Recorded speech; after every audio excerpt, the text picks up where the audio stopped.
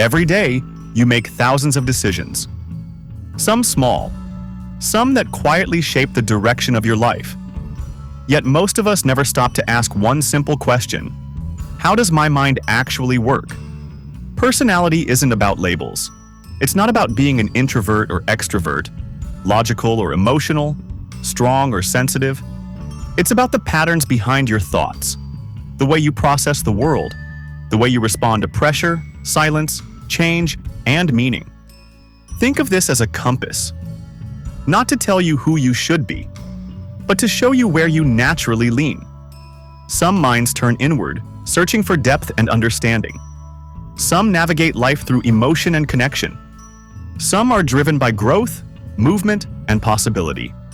And some observe quietly, planning their steps with precision. None of these directions are wrong, but understanding yours changes how you move through life. In the next few moments, you'll answer 25 questions. There are no right or wrong answers. Choose what feels true, not what sounds ideal. Don't overthink. Your first instinct knows more than you realize. By the end, you may see yourself more clearly than before. Let's begin.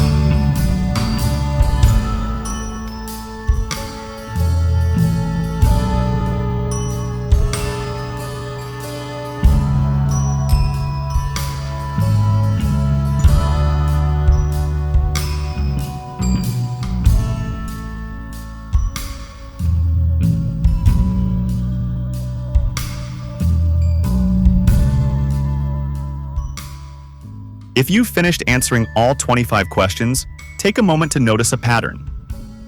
Which option did you choose most often? A, B, C, or D? This isn't about labels. It's about understanding how your mind naturally moves through the world. If you got mostly A's, you are the inner philosopher. You live inward before you live outward. Your mind is a place of reflection, memory, and meaning. You don't skim the surface of life. You dive beneath it. You notice subtleties others miss. Silence doesn't scare you. It often feels like home. You question things deeply. Your purpose, your choices, the direction of your life. This doesn't make you lost. It makes you aware. But here's your quiet struggle. You can get stuck inside your own thoughts, overthinking, replaying, questioning, sometimes instead of acting. Growth for you comes when reflection turns into expression, when insight turns into movement. You're not meant to escape your depth. You're meant to use it. If you got mostly B's, you are the emotional navigator. You understand people, sometimes even before they understand themselves. You feel deeply, intuitively, and honestly.